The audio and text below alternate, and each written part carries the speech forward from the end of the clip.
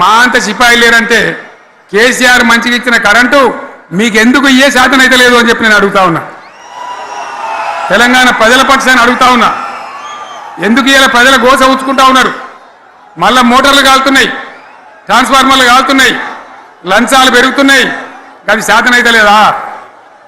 మళ్ళీ ఇలా తెలంగాణ పోవన్నా మోటార్ పెట్టడానికి? ఏం దౌర్భాగ్యం ఇది!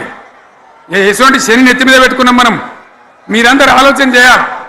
భూముల ధరలు ఎట్టిపోయినాయి, కరెంట్ ఎక్కడ ఎవడెత్తుకపోయా? మిషన్ భగీరథ అసెంబ్లీలో నిలబడి ఛాలెంజ్ చేసిన నేను. 5 ఏళ్ల లోపల ప్రతి ఇంట్లో నల్లా పెట్టి నీళ్ళు లేకపోతే మళ్ళా ఎలక్షన్ల పార్టీ మేము నిలవడం, ఓట్లు అడగము అని చెప్పిన నేను. ఎవరు చెప్పాలి? దమ్మున్నోడే చెప్పాలి. చేసి చూపించినాం, నడిపించినాం, ప్రతి ఇంట్లో నల్లా పెట్టినాం.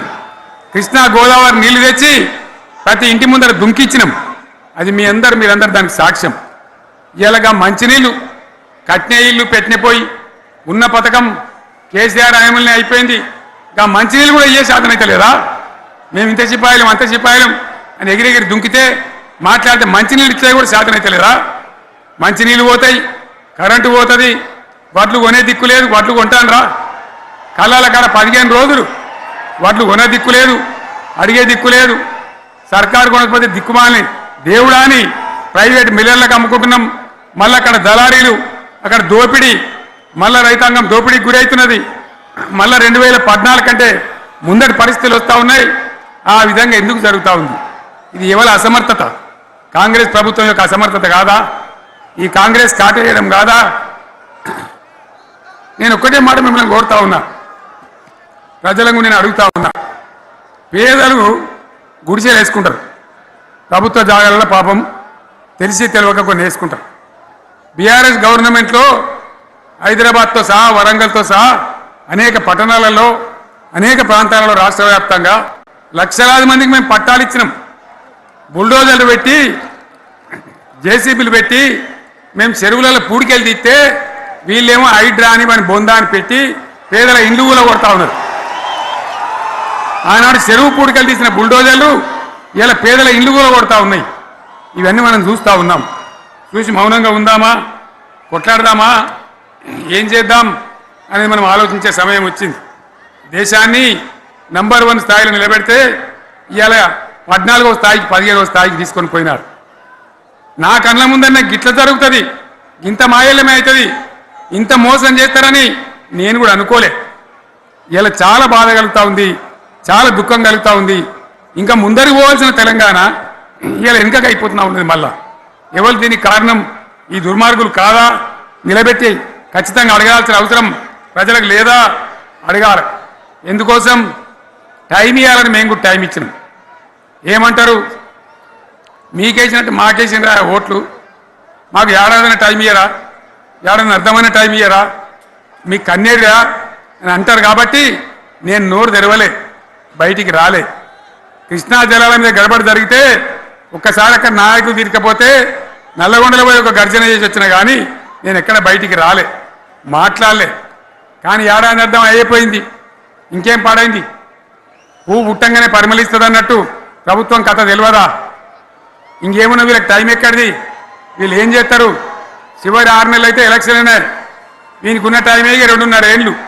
ఈ 2.5 ఏళ్లలో వీళ్ళు చేస్తారు, మనం బతికి ముందర పడతామా? అందుకోసం ప్రజానీకం, మేధావులు, తెలంగాణ ప్రజలు దయచేసి అందరూ ఆలోచన చేయాలి. ప్రతి వాళ్ళు కూడా ఆలోచన చేసి దీనికి పరిష్కారం ఏందో కనుక్కోవాలి. మేధావితో పనిచేయాలి, ఆవేశంతో కాదు. ఆవేశంతో మనం నినాదాలు ఇస్తే కాదు, ముళ్ళును ముళ్ళుతోనే తీయాల. యాడ ఓడగొట్టుకున్నామో గాన్నే వెతకాలి, ఎక్కడ జారిపోయిందో ఆన్నే మళ్ళీ దొరకబట్టాలి. ఆ నైపుణ్యం, ఆ స్థాయి ఇలా రావాలి. మళ్ళీ ఇప్పుడు ఏం చేస్తారు? మాట్లాడితే బీఆర్ఎస్ మీద బదనం. ఇక వశమైతే లేదు రాని భూములు అమ్మకానికి పెడతామంటు. అమ్మచ్చు, అత్యవసరమైతే కొన్ని అమ్మచ్చు.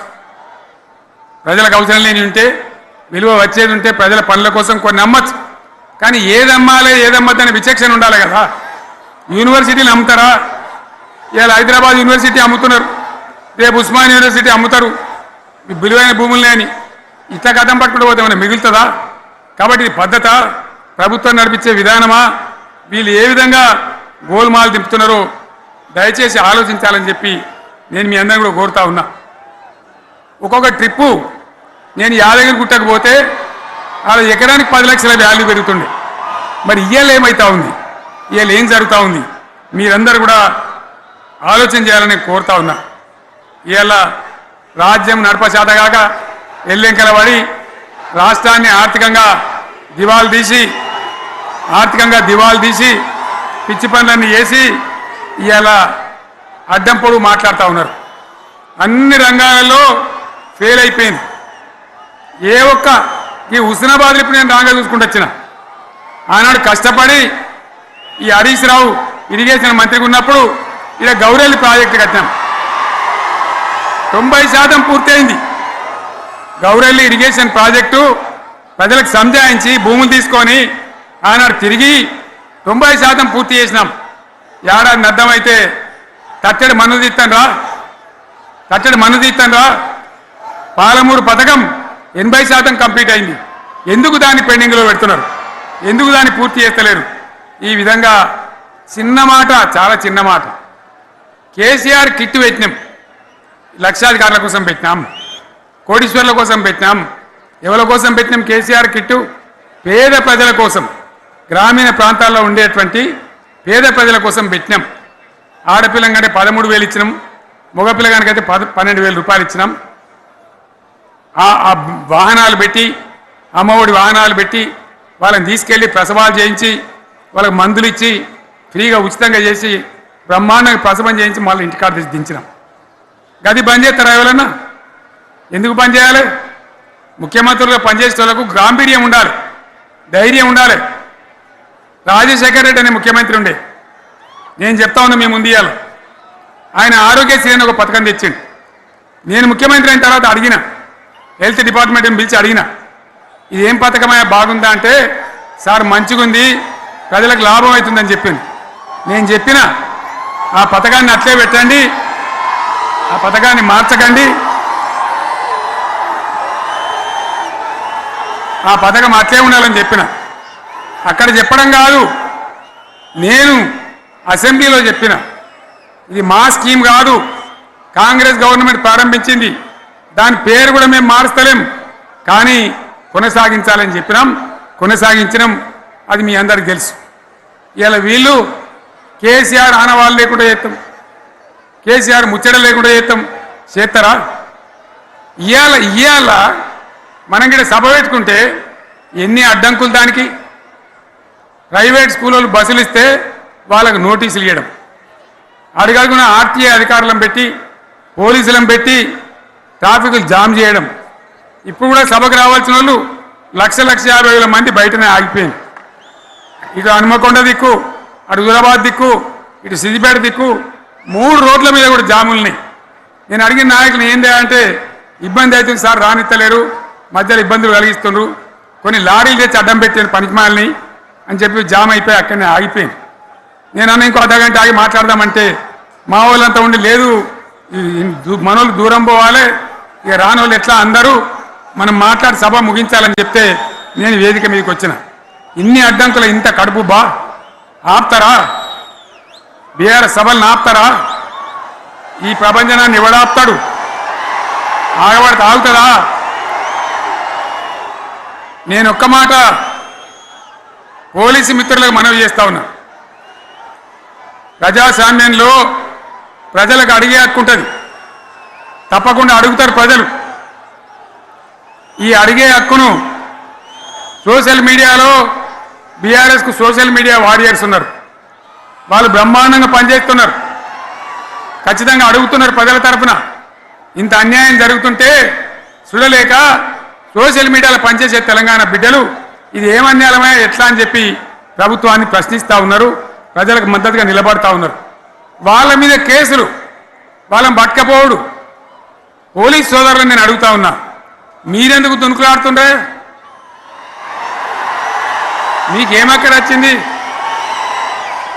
మీకొక్కటి చెప్తున్నా నేను, గ్యారంటీగా పోలీసు మిత్రులారా, ఇవాళ పోయి రాత్రి మీ డైరీలలో రాసుకోండి, మీ డైరీలలో రాసి పెట్టుకోండి. 100కు 100% ఇలా తెలంగాణ చెలరేగిన పరిస్థితికి మళ్ళా వచ్చేది బీఆర్ఎస్ గవర్నమెంటే. అది ఎవరు కూడా ఆపలేడు. అది ఎవరి తరం కాదు, ఎవరి వశం కాదు. మీకు తెలియదా? మీరు పోలీసు ఉద్యోగాలు చేస్తున్నారు, మీరు చదువుకోలేదా?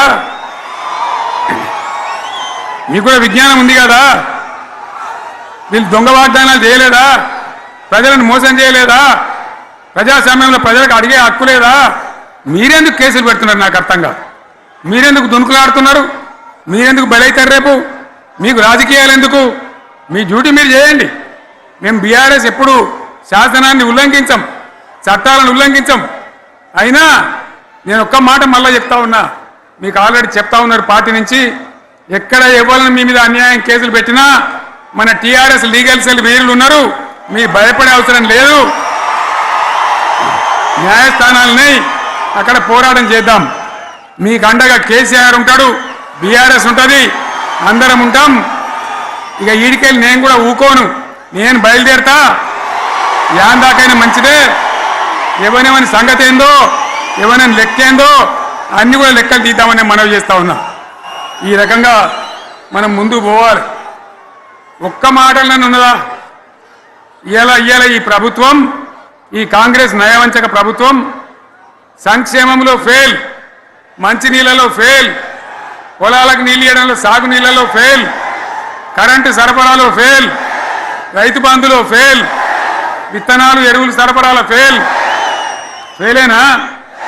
ధాన్యం కొనుగోళ్లలో ఫెయిల్, పల్లెలు పట్టణాల అభివృద్ధిలో ఫెయిల్, భూముల ధరలు పెంచడంలో ఫెయిల్. మరి దేంట్లో పాస్ అయిండు? ఎటుపడితే అటు ఒర్రుడు, దేవుళ్ళ మీద ఒట్లు పెట్టుడు, అబద్ధ వాగ్దానాలు చేసుడు.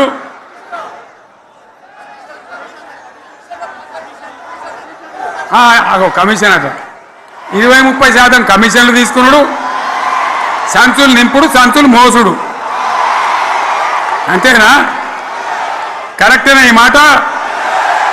అన్నా కరెక్టేనా? నేను చెప్పి అన్ని ఫెయిల్ అయిందా ఈ ప్రభుత్వం? నిజమైతే ఒకసారి చేతులు లేవటరు దయచేసి. స్టేజ్ మీద లేవటరా? ఫెయిలేనా? ఈ మాట 20% 30% కమిషన్లని నేను అంటలేను. ఎవరన్నారు? స్వయంగా ఆర్థిక మంత్రి చాంబర్కు పోయి 200 మంది కాంట్రాక్టర్లు వాళ్ళు లొల్లిపెట్టి మమ్మల్ని 20-30% కమిషన్ అడుగుతుండ్రు, ఇది ఏమన్యాయం అని చెప్పి సెక్రటేరియట్లో చెప్పిన మాట నేను చెప్తా ఉన్నా. ఈ విధంగా మాజీ సర్పంచులు పాపం వాళ్ళు పనిచేసిన మా బిల్లులు ఇవ్వమనంటే వాళ్ళ గోస ఉచ్చుకుంటా ఉన్నారు. వాళ్ళేం పాపం చేసిండ్రు? ఈ విధంగా ఘోరం. ఇంకా ఈ అందానికి ఏం మాట్లాడతారు? కేసీఆర్ నువ్వు రా అసెంబ్లీకి, నీ కాయగూరకుడు ముచ్చట్లు తింటానికా? పిల్లలు అడిగితేనే మీరు జవాబు చెప్తలేరు. ఉన్నది నిలబెడితే ఆ ఆర్థిక మంత్రి అసెంబ్లీలో లేచి 20% కమిషన్ తీసుకోవడానికి కేటీఆర్ మాట్లాడితే ఆయన లేచి భుజాలు తడుముకుంటాడు. నీకెందుకయ్యా బాధ? నువ్వు తీసుకుంటేనే నీకు బాధ ఉండాలి కదా. లేచి పేదలు ఉల్లి పెడతా ఉన్నాడు ఆయన అసెంబ్లీలో. ఈ విధంగా చాలా గందరగోళంగా, అవివేకంతో, అజ్ఞానంతో చాలా ఘోరం చేసి